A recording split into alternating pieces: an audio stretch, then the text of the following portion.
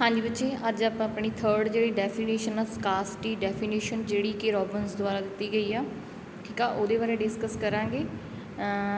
हाँ जी, scarcity definition है बच्चे इकनॉमिक्स की जी given by professor Lionel Robbins, ठीक है, अपनी बुक दी सी an essay on the nature and significance of economics science in 1932, ठीक है।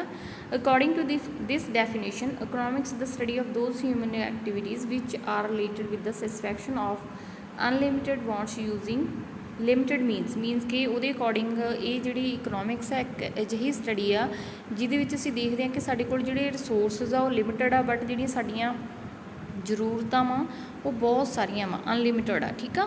मीनस are not only limited but they have alternative uses, means कि जिहड़ी साडीआं जरूरतां वा वो मीनस वो साडीआं की आ रिसोर्सिस साडे कोल लिमिटेड आ ते नाल ही ਉਹਦੇ ਅਸੀਂ अल्टरनेटिव यूज़ कर सकते हैं, मीनस कि ਉਹਨੂੰ अलग-अलग तरीके नाल वरत सकते हैं, ठीक आ। Various alternative use of limited resources for satisfaction of unlimited wants give birth to the problems of choice. Limited resource करके ਅਸੀਂ ਉਹਨਾਂ ਨੂੰ अलग-अलग तरीके नाल वरत सकते हैं, तो अलग-अलग किहड़े तरीके नाल वरत सकते हैं, तो ਉਹਦੇ ਵਿੱਚ चॉइस ਜਿਹੜੀ ਉਹਦੀ प्रॉब्लम अराइज हुई, चॉइस करन दी प्रॉब्लम अराइज हुई, ठीक आ। तो क्रिटिसिजम जिहड़ा इहदा कीता गया बच्चे वो की आ इकनॉमिक्स लाइक डरबन, फ्रेजर ते एली ने की आ इहदा की आ क्रिटिसाइज़ किया, मीनस कि इनू की आ इहदी विरोधता की। According to this definition economics is the study of those activities of mankind which are related with the satisfaction of unlimited wants using limited means. ਇਹਦੀ ਇਸ ਡੈਫੀਨੇਸ਼ਨ ਦੇ ਅਕੋਰਡਿੰਗ ਅਸੀਂ ਪੜ੍ਹਦੇ ਹਾਂ ਕਿ ਜਿਹੜੀ ਇਕਨੋਮਿਕਸ ਆ ਉਹ ਇੱਕ ਅਜਿਹੀ ਸਟੱਡੀ ਆ, ਮਨੁੱਖ ਦੀ ਅਜਿਹੀ ਕਿਰਿਆਵਾਂ ਦੀ ਸਟੱਡੀ ਆ ਜਿਸ ਵਿੱਚ ਅਸੀਂ ਕੀ ਹੈ ਜਿਹੜੀਆਂ ਆਪਣੀਆਂ ਅਨਲਿਮਿਟਿਡ ਜ਼ਰੂਰਤਾਂ ਵਾ ਉਹਨਾਂ ਨੂੰ ਲਿਮਿਟਿਡ ਮੀਨਸ ਨਾਲ ਲਿਮਿਟਿਡ ਰਿਸੋਰਸਿਸ ਨਾਲ ਕਿਸ ਤਰ੍ਹਾਂ ਪੂਰਾ ਕਰਨਾ ਵਾ। Hence this definition has made economics as a science of choice ਔਰ ਪ੍ਰਾਈਸ ਡਿਟਰਮੀਨੇਸ਼ਨ। ਅਤੇ ਇਹ ਜਿਹੜੀ ਥਿਊਰੀ ਆ ਬੱਚੇ, ਠੀਕ ਆ, ਇਹ ਕੀ ਆ ਇੱਕ ਤਰ੍ਹਾਂ ਨਾਲ ਸਾਨੂੰ ਸਾਇੰਸ ही दस दी है कि इकनॉमिक्स एक साइंस है जिहदे विच असीं देखते हैं कि असीं किसी चीज़ की चॉइस किस तरह करनी है तो प्राइस डिटरमीनेशन किस तरह करना, ठीक है। This definition provides no solution to the economic problems and does not outline the strategies to promote welfare, ठीक है। ये डेफिनेशन सानू कोई सोल्यूशन नहीं दसदी इकनॉमिक प्रॉब्लम का कि इस तरह जिहड़ा असीं कोई भी जिहड़ी अपनी प्रॉब्लम आ उहनूं किस तरह उहदा सोल्यूशन कर सकते होइए, ठीक है। इस तो अगे ग्रोथ ओरीएंटेड डेफिनेशन आ गई। ग्रोथ ओरीएंटेड के वजह की आ economic growth is very important in modern times, means कि हुण दे समय जी साडी इकनॉमिक ग्रोथ आ आर्थिक जिहड़ा साडा विकास आ होना जरूरी आ। आर्थिक विकास की हो सकता मीनस कि साडे जिहड़े इंफ्रास्ट्रक्चर आ वो एडवांस होवे, साडी टैक्नोलॉजी ज़्यादा तेज़ी नाल वधी होवे, ठीक है, साडे कोल इनकम ज़्यादा होवे, ये सारियां चीज़ां साडी इकनॉमिक ग्रोथ आ।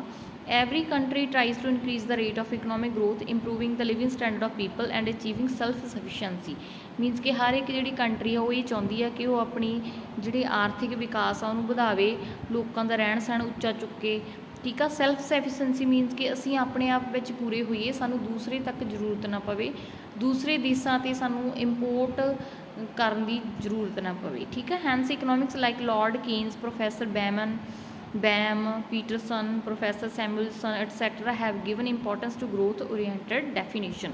जिन्ने भी ये जोड़े इकनॉमिक्स का बच्चे इन्होंने की ग्रोथ ओरीएंटेड जी डेफिनेशन आ उन्होंने ज़्यादा जोड़ा फेवर किया वा। This definition is based on the definitions given by Marshall and Robbins, तो ये जी डेफिनेशन आ ये मार्शल तो रॉबिन्स द्वारा जी दी गई सी वो फेवर च।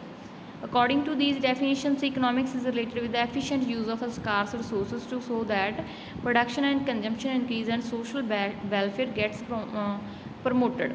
तो इन्हों के अकॉर्डिंग जी साडी इकनॉमिक्स आ वो एक अजिही तरह की साइंस आ जिहड़ी कि सानू दसदी है कि असीं जिहड़े स्कारस रिसोर्सिस आ उन्होंने किस तरह यूज़ करना अपनी प्रोडक्शन ते कंजम्पशन करने लई, ते असीं लोक भलाई किस तरह जिहड़ी कर सकते हैं, ठीक है।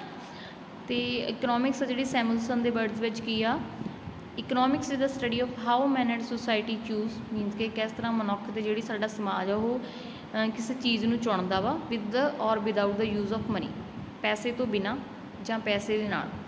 No employ scarce productive resources which could have alternative use, means कि कोई भी जिहड़ा स्कार्स जिहड़ा प्रोडक्ट स्कार्स नहीं हैगा जे उहदी अल्टरनेटिव यूजेस हैगी, मीनस कि उहनूं असीं होर तरीके नाल यूज़ कर सकते हैं, ठीक है। To produce various commodities over time and distribute them for consumption ਠੀਕ ਆ। ਅਤੇ ਜਿਹੜੀਆਂ ਪ੍ਰੋਡਿਊਸ ਕਰਦੇ ਹਾਂ ਆਪਾਂ ਕਮੋਡਿਟੀਜ਼ ਓਵਰ ਟਾਈਮ, ਉਹਨਾਂ ਨੂੰ ਅਸੀਂ ਕੀ ਆ ਕੰਜੰਪਸ਼ਨ ਲਈ ਡਿਸਟਰੀਬਿਊਟ ਕਰ ਸਕਦੇ ਹਾਂ। ਕ੍ਰਿਟਿਸਿਜ਼ਮ ਇਹ ਡੈਫੀਨੇਸ਼ਨ ਦਾ ਕੀ ਆ, it becomes clear that growth oriented definition gives importance to the economic growth in it. ਇਹਦੇ ਵਿੱਚ ਇਕਨੋਮਿਕ ਗਰੋਥ ਨੂੰ ਜ਼ਿਆਦਾ ਕੀ ਆ ਜਿਹੜਾ ਜ਼ੋਰ ਦਿੱਤਾ ਗਿਆ। It lays emphasis on achieving economic growth by making efficient use of scarce productive resources. ਇਹਦੇ 'ਤੇ ਇਹ ਧਿਆਨ ਦਿੱਤਾ ਗਿਆ ਕਿ ਅਸੀਂ ਜਿਹੜੀ ਸਕਾਰਸ ਰਿਸੋਰਸਿਸ ਆ ਉਹਨਾਂ ਨੂੰ ਕਿਸ ਤਰ੍ਹਾਂ ਯੂਜ਼ ਕਰਨਾ। This has made the scope of economics very wide, ਜਿਹਦੇ ਨਾਲ ਸਾਡੀ ਜਿਹੜੀ ਇਕਨੋਮਿਕਸ ਦਾ ਸਕੋਪ ਆ ਉਹ ਬਹੁਤ ਵੱਧ ਗਿਆ ਵਾ। ਕਨਕਲੂਜ਼ਨ ਕੀ ਹੈ ਬੱਚੇ, from the above definitions it becomes clear that economics has involved as a subject over long period of time with the change taking place in human behavior, human bonds, social, political and economic circumstances। ਜਿਹੜਾ ਸਾਡਾ means ਕਿ ਜਿਸ ਹਿਸਾਬ ਨਾਲ ਸਾਡੀਆਂ ਜ਼ਰੂਰਤਾਂ ਬਦਲਦੀਆਂ ਜਾ ਰਹੀਆਂ, ਸਾਡਾ ਸਮਾਜ ਬਦਲਦਾ ਜਾ ਰਿਹਾ ਵਾ, ਠੀਕ ਆ, ਸਾਡਾ ਵਪਾਰ ਬਦਲਦਾ ਜਾ ਰਿਹਾ ਵਾ, ਉਸੇ ਤਰੀਕੇ ਨਾਲ ਜਿਹੜੀ ਸਾਡੀ ਇਕਨੋਮਿਕਸ ਦਾ ਸਕੋਪ ਵੀ ਆ ਉਹ ਚੇਂਜ ਹੁੰਦਾ ਜਾ ਰਿਹਾ ਵਾ। ਠੀਕ ਆ।